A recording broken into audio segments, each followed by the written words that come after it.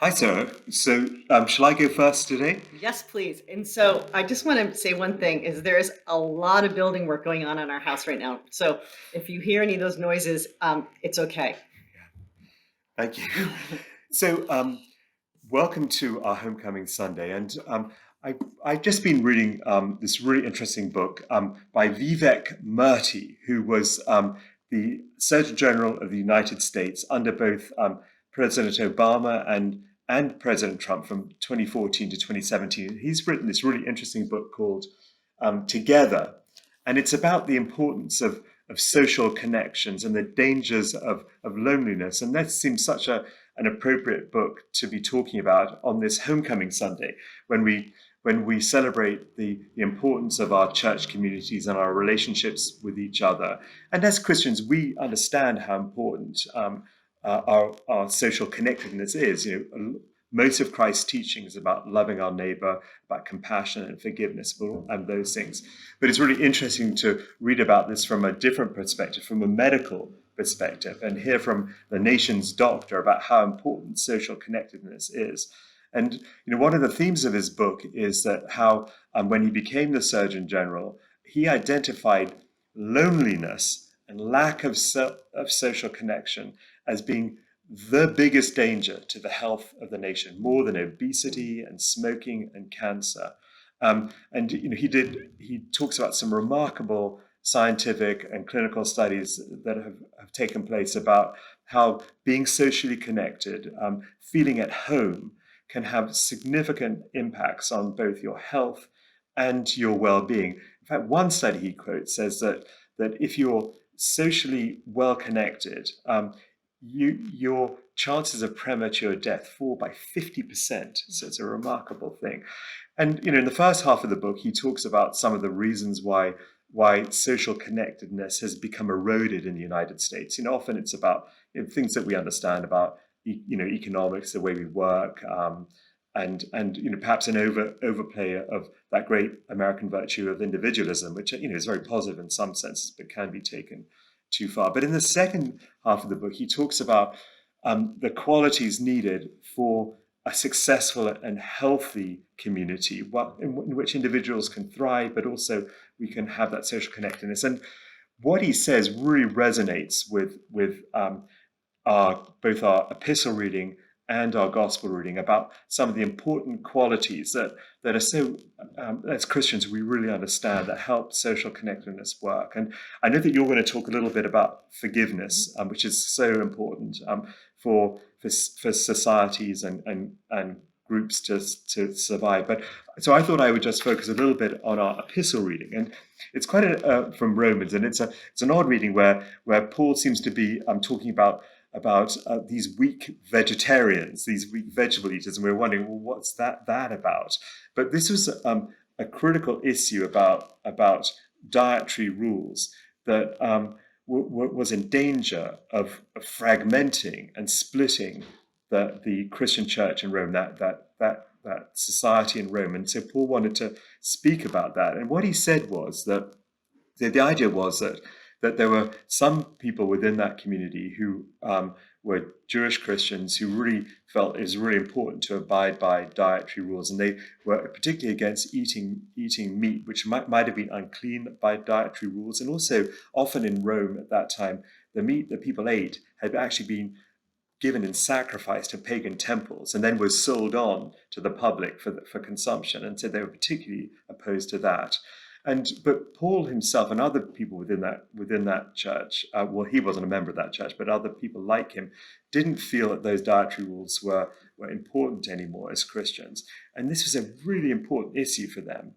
But what Paul says is that, look, it's more important for us to understand each other and to recognize that our social connectedness is more important than this particular principle. So he says to the people who have his own position, look, it's more important for us to love each other, to be compassionate towards each other, to try to understand each other, than it is to live by this principle. And it reminds me of St. Paul's letter to the Corinthians, chapter 13, where he talks about the importance of love. He says in that, if you remember, if I have prophetic powers, I understand all mysteries and all knowledge.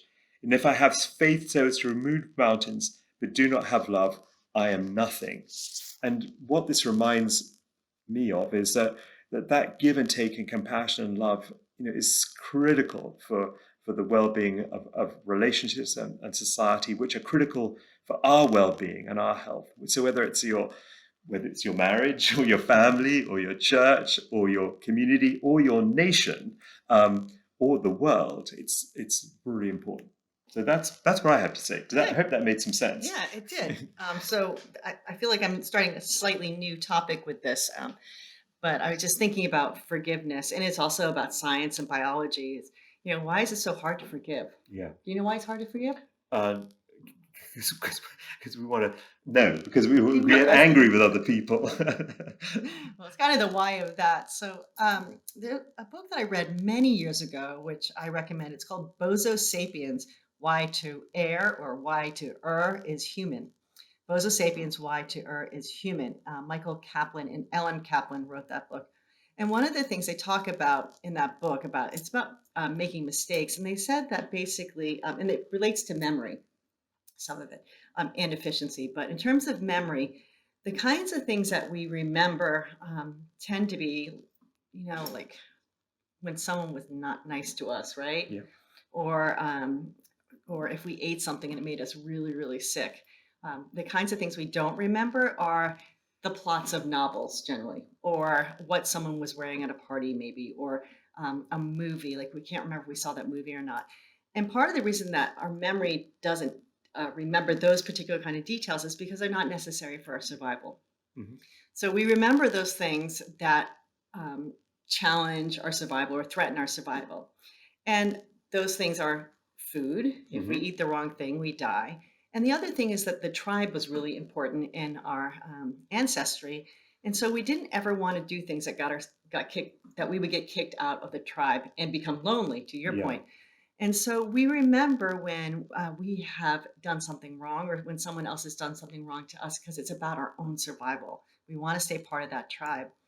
And for me, whenever I understand something in terms of biology or neurochemistry or anything like that, it's easier for me to understand Jesus's teaching that if we are hardwired to remember and not forgive, then when Jesus says we need to do that, it's because it's our evolutionary need to be able to forgive one another, to live with one another. Yeah. So I don't know. Does that make sense? Yeah, absolutely. It absolutely does. So yeah, I think it really does, and I think it's the important point about gospel reading that we need to. I mean, one of the things that I was chatting with our neighbor about forgiveness, and he says that in the short run, forgiveness is hard because our emotions get in the way. But in the long run, forgiveness is in our interest because it's usually about maintaining a relationship, which is more important than the initial anger we might feel about things. Yeah, so we need to not see it as the kinds of things that we don't let go of are not really that threatening to our lives. Yeah. They're more threatening to our ego. Yeah, I think that's the really critical thing. Yeah, and we have a choice. But I would like to say one thing, that in egregious hurts or abuses towards people, that pastorally we know now that it is not for us to say, you need to forgive that person, because that re-wounds that person. Yeah. So there are some things that happen to people that they may never get over, and it is okay if they don't forgive the person. Right. So again, on this Homecoming Sunday, I think what this talks about is the importance of our community, the importance of being in a relationship with each other, and the important things that we need to do to sustain those relationships, which is a willingness to be compassionate, to understand people with different opinions, and also the importance of forgiveness. Although, as Sarah says, there's some, it's not up for us to tell people they have to forgive. It's up for them to figure that out. Yeah. Yeah. So on that happy note, let's go be a community any way we can. Yeah. God bless. Bye-bye.